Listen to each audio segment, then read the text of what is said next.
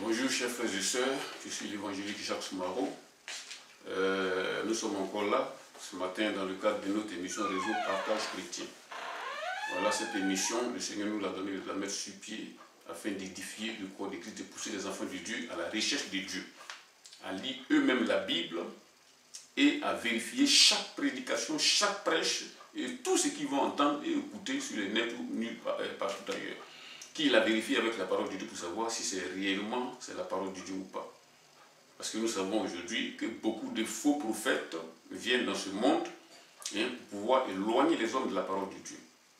Nous savons que ces personnes ne connaissent pas Dieu et beaucoup de ces personnes ont des liens avec les ténèbres, font des pactes secrets sous la mer avec le diable pour avoir de la puissance et pour venir tromper des gens avec ces faux ces miracles-là. Nous savons cela. D'autres aussi vont rencontrer à la rencontre des maîtres vaudous ou des sorciers pour avoir des gris-gris là pour venir faire tomber les gens, pour faire croire que oui, c'est un livre de Dieu. Nous savons ces choses. Donc c'est là nous devons faire attention et lire la parole de Dieu pour pouvoir trancher si réellement ces personnes sont réellement du Dieu ou pas. Pour connaître un faux prophète, c'est simple. Vous devez comparer la vie de ce prophète avec la parole de Dieu. Si sa vie est conforme avec la parole de Dieu, c'est que c'est un serviteur de Dieu réel. Mais si sa vie n'est pas conforme avec la parole de Dieu, éloignez-vous de lui rapidement. Des personnes qui ont 4 femmes ou bien qui sont divorcées, qui se disent prophètes ou bien qui disent qu'ils sont serviteurs de Dieu. Ça, c'est une preuve qui dit qu'ils ne sont pas serviteurs de Dieu. Des personnes qui vivent dans le mensonge, qui vivent dans la luxure, qui ont de grosses maisons, alors que leurs fidèles croupissent dans la misère, ça, ce n'est pas les serviteurs de Dieu, etc., etc. Vous voyez? Donc, nous allons donc parler aujourd'hui d'un thème qui est simple. Mais avant cela, nous allons prier d'abord le Seigneur, afin que le Seigneur nous guide. Éternel, le Dieu Tout-Puissant, je te rends louange et honneur pour ta grâce et ta miséricorde infinie. Seigneur, je te remercie, Seigneur, ce moment, tes puissantes mains, afin de diriger toutes choses, et que ton nom, qui est au-delà de tout, nous soit béni. Parce que nous devons avertir le peuple de Dieu aujourd'hui, Seigneur, contre les loups ravisseurs, éternel, Dieu, qui viennent, Seigneur, de toutes parts. Des faux prophètes que tu avais annoncés. Seigneur, tu avais dit à la fin des temps, il y aura beaucoup de faux prophètes. C'est pour cela, Seigneur, nous allons, éternel, le Dieu, donc tout remettre tes puissantes mains, afin de guider, Seigneur, toute cette prédication. Sois béni au nom de Jésus. Amen. Voilà, donc aujourd'hui, notre prédication s'intitule Avertissement à Kakou Philippe et à ses disciples. J'ai fait une première vidéo, ça c'est la deuxième.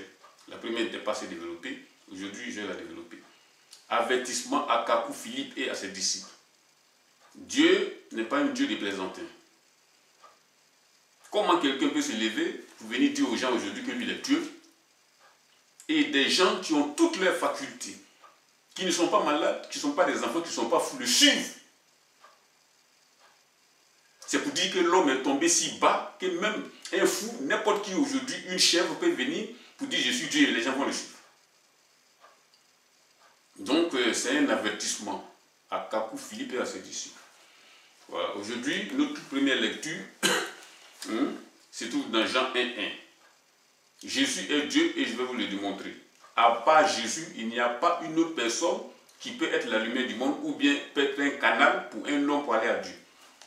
Et ce monsieur s'élève, il dit que lui, il est le seul passage pour aller à Dieu. Et c'est lui, il est Dieu incarné sur terre, il est la lumière du monde, etc., etc. Vous savez, je vais vous dire une chose, c'est les occultistes qui font cela. Le tout premier plan de Satan pour l'humanité, c'était ça. Il a dit à Adam et Ève dans le jardin d'Éden, si vous mangez ce fruit de la connaissance du bien et du mal, vous serez comme des dieux. Et quiconque se fait Dieu, ou bien se proclame Dieu, ou qui dit qu'il est un seul canal, ou bien c'est lui le prophète par qui doit passer, est dans le plan de Satan. C'est un de ses serviteurs directs de Satan. Quand il dit serviteur direct, ce n'est pas un truc dérobé ou bien détourné. C'est des personnes qui ont des liens directs avec le diable. Et je sais que ce type, c'est un occultiste. Parce que s'il n'était pas occultiste, il n'allait pas se proclamer Dieu. Même les musulmans, dans leurs imperfections, n'osent pas dire cela. Vous comprenez? Et je vais vous laisser, je vais vous dire un truc. Vous avez les occultistes, c'est des personnes qui se rendent odieux à Dieu. C'est-à-dire, ils blasphèment Dieu. Et cela plaît au diable. Et ces personnes, qu'est-ce qu'ils font? Ils blasphèment Dieu ainsi. Et je vais vous dire que c'est des personnes qui font des pactes avec le diable. Des pactes secrets. Et ces pactes-là, comment ça se passe? Ils font ces pactes-là sous l'eau, ou bien quelque part, c'est pas la rencontre du diable. Et le diable les enjoint de les envoyer des âmes à la fin de l'année, ou bien par moment, par an. Et qu'est-ce qu'ils font? Puisqu'ils ne peuvent pas prendre une machette pour aller dans les rues découper les gens, tuer les gens, parce qu'ils seront arrêtés, ils créent une église, ou bien une officine de ces gens, et ils les enseignent à ces gens-là des fausses doctrines. Et ces personnes qui croient en ces fausses doctrines sont mises aux côtés du diable. C'est-à-dire qu'ils sont perdus. Je ne sais pas si vous me devez comprendre. Tous ceux qui sont là en train d'écouter ces fausses doctrines-là sont mis aux côtés du diable, c'est-à-dire au compte du diable, ils sont perdus. Et c'est le cas de Philippe, de Kabou Philippe et ses disciples aujourd'hui.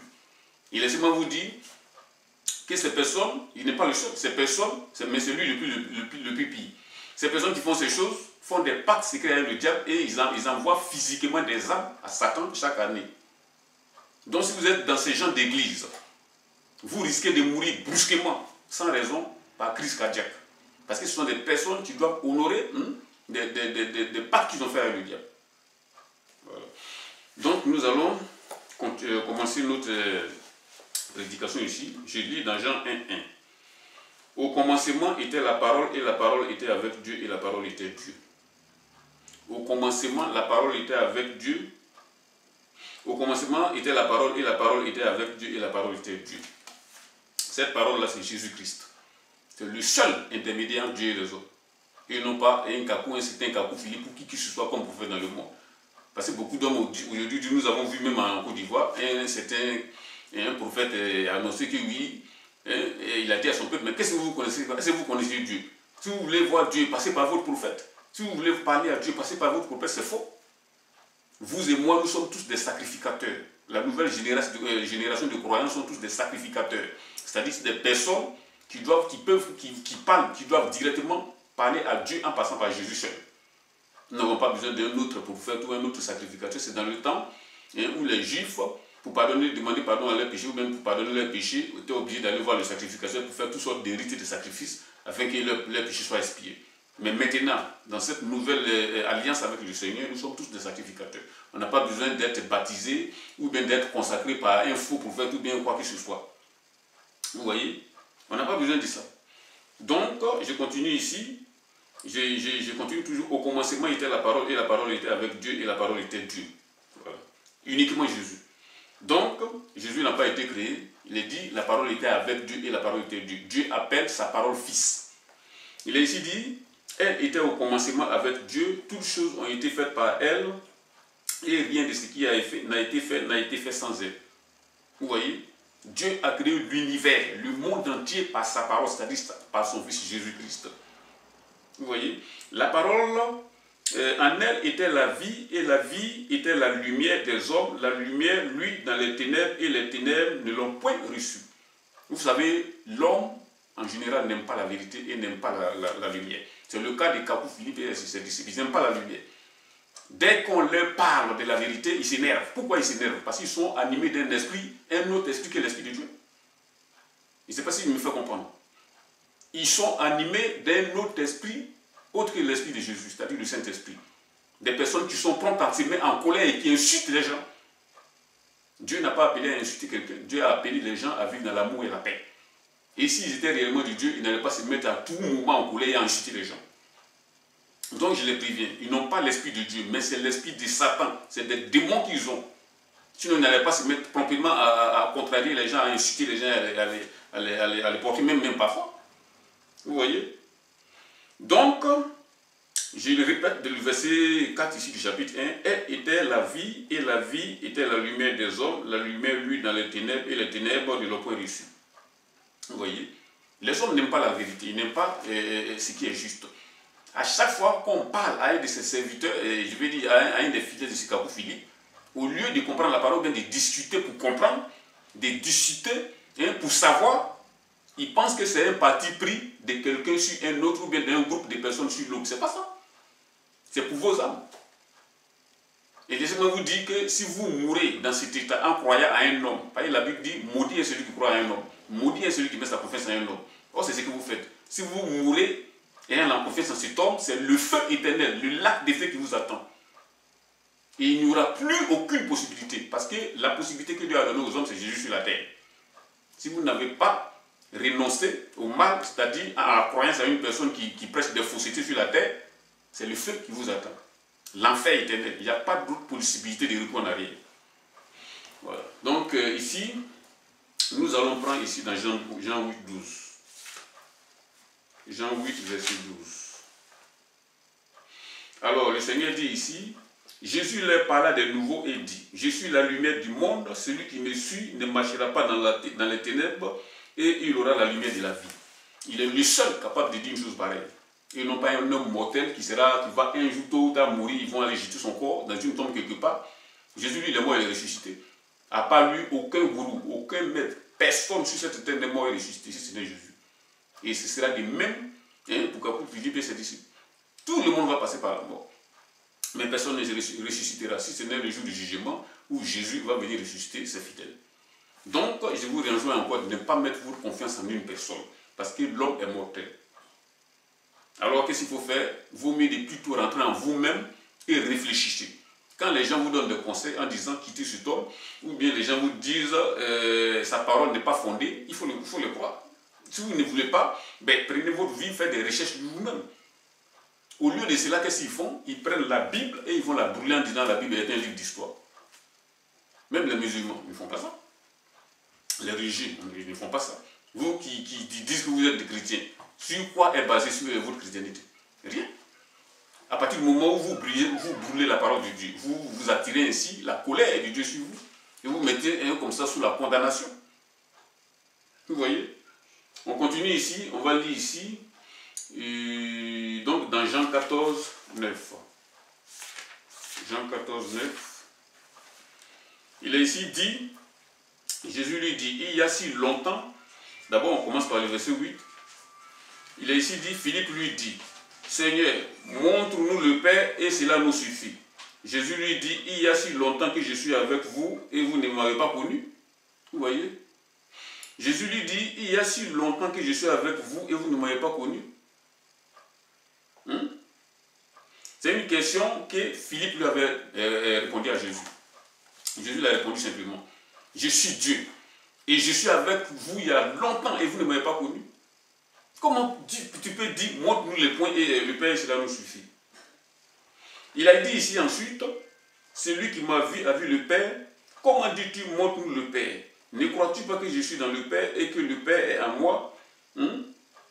Les paroles que je vous dis, je ne les dis pas de moi-même. Et le Père qui demeure en moi, c'est lui qui fait les œuvres. Croyez-moi, je suis dans le Père et le Père est en moi. Croyez du moins à cause de ses œuvres. Les propres disciples qui étaient avec lui, ils étaient dans le doute et Jésus les a carrément dit un jour que c'est lui Dieu. Et après avoir dit cela, je crois qu'ils se sont calmés et ils n'ont plus beaucoup trop posé de questions au Seigneur. Parce qu'il les a dit ici que c'est lui le chemin, c'est lui la vérité. À part lui, il n'y a pas d'autre chemin pour aller à Dieu. Si un homme mortel vient vous dire sur la terre que c'est par eux qu'il faut passer par aller pour aller à Dieu, je crois qu'il y a un problème. Parce que ce monsieur, je sais que c'est une personne qui est dans les ténèbres, qui est dans les champs occultes. Et ce n'est pas étonnant qui peut envoûter ses disciples. Il faut le faire. Parce qu'une personne qui meurt comme ça, aveuglément, sa confiance d'une personne, c'est qu'il y a des choses qui sont passées occultement. C'est certain, il les a envoûtés, il envoûte ses serviteurs. Donc, je vous en ajoute, je ne sais pas si vous remarquez, à chaque fois que je viens de lire une parole, j'insiste, je vous ai dit de quitter derrière ce monsieur parce que, en restant sur ces traces, à côté de lui, vous attirez la colère de Dieu. Nous allons lire Jean 3,16 encore. Dans Jean 3,16, il est dit, car Dieu a tant aimé le monde qu'il a donné son Fils unique afin que quiconque croit à lui ne périsse point, mais ait la vie éternelle. Dieu a dit ça de qui sur la terre? Car Dieu a tant aimé le monde qu'il a donné son Fils unique afin que quiconque croit à lui ne périsse point, mais ait la vie éternelle. Il a dit ça de Jésus, c'est Jésus qui parle. Il est le seul à qui que Dieu a remis aux hommes afin que les hommes soient sauvés. À part lui, il n'y a pas de salut. Avant lui, il n'y a pas de salut. Donc ne vous leurrez pas, ne vous laissez pas tromper sur vos âmes. Celui qui se laisse tromper sur son âme est une personne perdue pour l'éternité. Il n'y a pas de retour possible en arrière. Il n'y a pas de retour possible en arrière. C'est sur la terre que Dieu a donné la possibilité aux hommes de se repentir. Mais après la mort, c'est fini.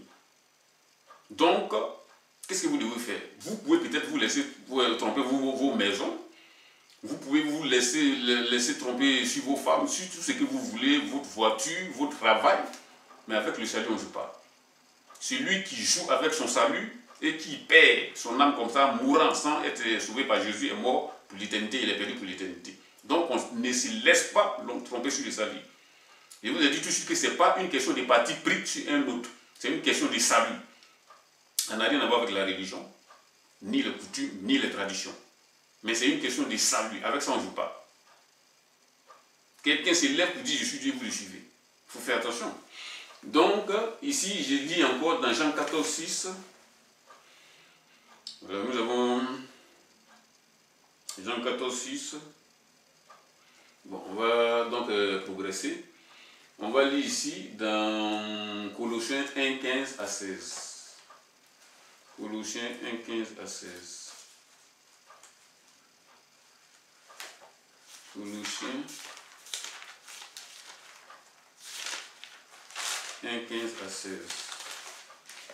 Voilà. Donc, il a ici dit, car à lui ont été créées toutes choses qui sont dans les cieux et sur la terre, les visibles et les invisibles, trône, dignité, domination, autorité, tout a été créé par lui et pour lui. Il est avant toutes choses et toutes choses subsistent en lui. Il est à la tête du corps de l'Église et il est le commencement, le premier-né d'entre les morts, afin d'être en tout le premier. Car Dieu a voulu que toute plénitude habite en lui. Il a voulu par lui réconcilier avec lui-même tant ce qui est sur la terre que ce qui est dans les cieux, en faisant la paix avec lui-même par le sang de sa croix, de Jésus. Vous voyez? Car en lui existe, en lui ont été créées toutes choses. En lui ont été créées toutes choses. Si Kakou Philippe dit le Dieu, il n'a qu'à créer son monde, voit. Qui crée un monde, ou bien qui n'a qu'à ressusciter les gens. Jésus a ressuscité les gens, lui n'a qu'à ressusciter les gens. Il n'a qu'à créer son monde. Parce que quand on dit je suis Dieu, hein, c'est que tu es capable de faire ce que Dieu fait. Jésus seul peut se prévaloir d'être le seul intermédiaire entre Dieu et les hommes. C'est lui, Dieu, personnifié, venu sur terre. Parce que Dieu, quand l'homme a péché dans le jardin d'Éden, l'homme était perdu parce que Dieu a dit, le jour où tu mangeras sur table, ce sera fini pour toi, tu vas mourir. Et c'était effectivement le cas. Mais il fallait un sacrifice d'une personne afin que ces péchés-là soient levés. Or, le tout premier homme avait péché, c'est-à-dire, puisque le tout premier homme avait péché, ben, le péché de ce premier homme allait s'étendre sur toute sa descendance. Ça veut dire que nous étions tous perdus, sans possibilité de retour. Donc, qu'est-ce qu'il fallait faire? Il fallait le sacrifice d'un homme qui n'avait pas péché. Or, il n'y en avait pas. C'est pour cela que Dieu lui-même a pris sa parole, il est venu dans sa parole, il a fait sa parole chère, il est venu régler cette question du péché de l'humanité sur la terre. En se donnant lui-même à la croix, ce sang versé à la croix est le seul sang qui est capable de laver les péchés d'une personne. Vous mettez derrière une personne qui dit que cette parole-là n'est rien, est un livre du soir, il a brûlé. Et vous faites un propre livre, un livre à votre effigie là-bas, pour pouvoir soi-disant vous enseigner. Ce livre de Kakou Philippe est là pour vous intoxiquer et non pas vous enseigner. Et les gens vous disent celui qui brûle la parole de Dieu se rend coupable d'un péché si grave, très grave. Donc il faut faire attention. Vous voyez? Nous allons progresser ici. On va lire ici dans Matthieu 7, 15. Si j'insiste sur toutes ces lectures-là, c'est même pas trop donner d'arguments aux gens pour dire ceci, c'est comme ça, c'est cela. Matthieu 7, 15. Donc il a dit ici quoi? Gardez-vous des faux prophètes, ils viennent à vous en vêtements de brebis, mais au-dedans ce sont des loups ravisseurs. Vous les reconnaîtrez à leurs fruits. Gardez-vous des faux prophètes, ils viendront à vous en vêtements de brebis, au-dedans ce sont des loups ravisseurs. Vous voyez, au-dedans ce sont des loups ravisseurs, ils viennent à vous en vêtements de brebis. Dès que vous les voyez dans le premier temps, ils sont semblables réellement à des chrétiens. Mais au fur et à mesure que les temps vont passer, ils vont commencer à montrer leur vraie nature. Ce sont des loups ravisseurs. Ils ravissent sur le dos des chrétiens, sur le dos des croyants, pour se bâtir des empires, des grandes maisons, des grosses voitures, etc. Ce sont des loups ravisseurs. Parce que c'est justement pour cette raison qu'ils sont venus. Ils ne sont pas venus pour réellement servir Dieu. Pour celui qui sert Dieu, ne va pas brûler la Bible de Dieu. Pour celui qui sert Dieu, ne va pas se dire que lui, il est Dieu incarné sur la terre et que c'est lui la lumière du monde. C'est un blasphème. Vous voyez? Nous allons lire ici encore dans Matthieu 6, 19. Matthieu 6, 19. Donc il est ici dans Matthieu 6, 19. Ne vous amassez pas les trésors sur la terre où la teigne et la rouille détruisent et où les voleurs percent et dérobent. Mais amassez-vous des trésors dans le ciel où la teigne et la rouille ne détruisent point. Et où les voleurs ne percent ni ne dérobent. Car là où est ton trésor, là sera ton cœur. Vous voyez, si réellement cet homme était de Dieu, on n'allait pas le voir habiter dans un château qui coûte des millions. Mais il allait servir Dieu dans la 17, il allait servir Dieu en prenant sa croix. Or, ce n'est pas ce que nous voyons de lui. J'ai vu quelqu'un poster comme ça, quelque chose sur une photo sur le net, où il avait deux grosses gîtes blanches là, des millions de francs. Si réellement il était au service de Dieu, cet argent, il allait le prendre pour le mettre au service de ses fidèles. Mais pourquoi c'est lui qui vit dans la luxure? Vous voyez? Ça, c'est encore un moyen. C'est une preuve qui montre que ce monsieur n'est pas de Dieu. Vous voyez? Donc, on continue notre lecture ici. On va lire dans Matthieu 24, 3 à 5. Matthieu 24, 3 à 5. Matthieu 24, 3 à 5. Donc il a ici dit, il s'assit sur la montagne des Oliviers et les disciples vinrent en particulier lui faire cette question. Dis-nous, quand cela arrivera-t-il et quel sera le signe de ton avènement, de la fin du monde? Jésus leur répondit, prenez garde que personne ne vous séduise, car plusieurs viendront sous mon nom, disant, c'est moi qui suis le Christ, et ils séduiront beaucoup de gens. Je répète le verset 5 du chapitre 24 de Matthieu toujours. Mais car plusieurs viendront sous mon nom, disant c'est moi qui suis le Christ, et ils séduiront beaucoup de gens. C'est exactement le cas de ce qu'a pour Philippe. Il parle d'une vision qu'il a reçue. Nous savons que les visions, Satan peut aussi faire des visions. Parce que c'est d'ailleurs même ce qu'il fait avec la plupart de ses serviteurs pour pouvoir le servir. Avant donc, que ces personnes-là le servent, il passe par des visions et des voix et des visions. Et c'est certainement une vision ténébreuse de Satan que cet homme a reçue pour commencer son ministère. Parce que s'il avait reçu une vision de Dieu, il n'allait pas blasphémer Dieu lui-même. En disant que c'est lui, par qui, c'est lui qui est le chemin du monde, le chemin de la vie, et par lui qui tout le monde doit passer. Je le répète ici, car plusieurs viendront sous mon nom en disant c'est moi le Christ.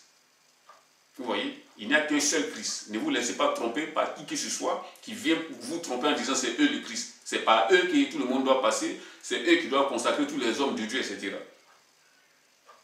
Ils disent dans leur prêche, ou concernant un Kapou, que oui, tous les hommes de Dieu doivent être baptisés ou consacrés par un prophète. À ma connaissance, je ne sais pas si un prophète a consacré quelqu'un. Le rôle d'un prophète, c'est simple. C'est d'annoncer les oracles de Dieu à son peuple. C'est tout. C'est-à-dire un envoyé. Le rôle d'un prophète, c'est ça, ça s'arrête là. Mais il ne s'agit pas de venir consacrer des gens, consacrer ceci, consacrer cela. C'est Jésus qui consacre. C'est lui qui appelle au service. Et c'est lui qui oint. Et non pas un simple mortel sur la terre qui veut se faire Dieu. Vous voyez, car plusieurs viendront à lui, car plusieurs viendront sous mon nom disant c'est moi le Christ, et ils séduiront beaucoup de personnes. Quand je dis ils séduiront beaucoup de personnes, ils séduisent effectivement beaucoup de personnes. On voit des personnes matures qui suivent cet homme. Pourtant, ils ont la Bible en main. On ne sait pas par quoi ils se sont laissés séduire. Je vous ai dit tout à l'heure, peut-être ils ont été envoûtés.